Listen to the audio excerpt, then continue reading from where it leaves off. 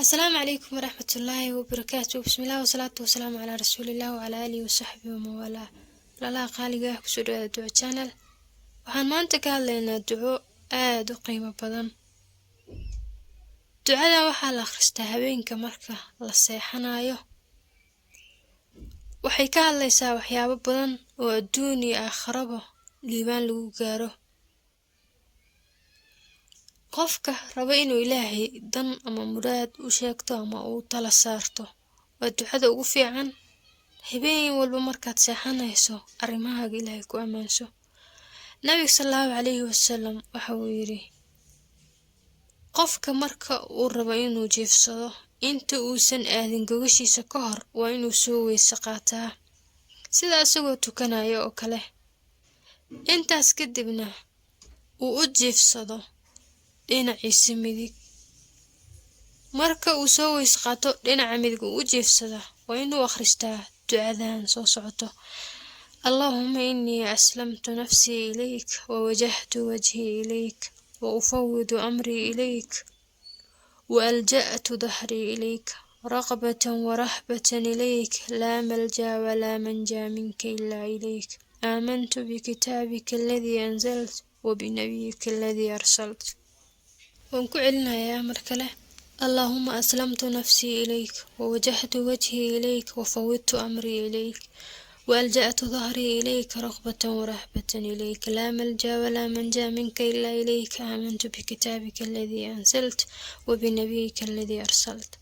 اللهم أسلمت نفسي إليك ووجهت وجهي إليك وفوضت أمري إليك وألجأت ظهري إليك رغبة ورهبة إليك لا ملجأ ولا منجا منك إلا إليك آمنت بكتابك الذي أنزلت وبنبيك الذي أرسلت.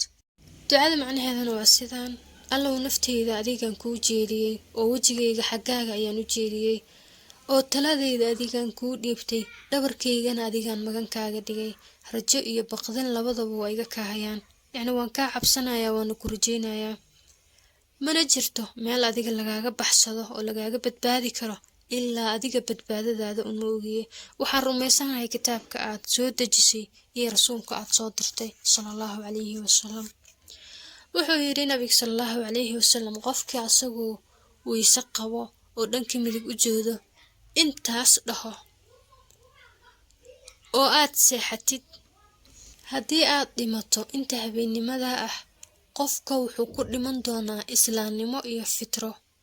kuwan ha ahaadeen erayadaada u dambeeya inta aad seexanin ka hore. waa ducaad u qiimo badan oo haddii aad dhimato adigoo habeenkaas akhristay aad janno ku geli doonto. haddana adduunyadaadiina way soo aruurinaysaa. dad badan habeenka waxay seexdaan ayagoo fikirsan, ayagoo murugaysan, ayagoo wax ku taamayo. inta aad seexanin ka hore arrimahaaga Ilaahay u dhiibo, waman yatawakkal cala Allahi fahuwa xasbuh. habeen kasta haddii aad Ilaahay amuurtaada u tala saarato waxba ka halaabi maayaan. waxaa ka mid ah erayada cajiibka ee ducadan ku jira raqbatan wa rahbatan. waxaan Ilaahayo wajigayga kuu soo jeediyey oo aan xagaaga u soo jihaystay anigoo meel kale oon aadayo ama aan ku badbaadayo aysan jirin, anigoo islaamnimo sheeganayo, caddaysanayo in aan aaminsanahay kitaabka aad soo dejisay iyo rasuulka aad soo dirtay, arrimahaygoo dhanna adiga kuu dhiibtay. waqti aan cabsanayo haddana aan ku rajeynayo. waa marxalad laga rabo qofka cibaadaysanayo inuu ku sugnaado cabsi iyo rajo laba dhexdood, gaar ahaan markaad Ilaahay wax ka baryayso.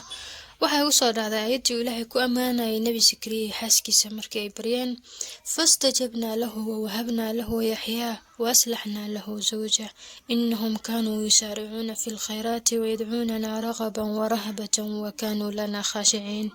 aayaddaas waxay ku jirtaa suuratu Maryam. marka Ilaahay wuxuu leeyahay cafwan Maryam kuma jirto, waxay ku jirtaa suuratu al-anbiyaa.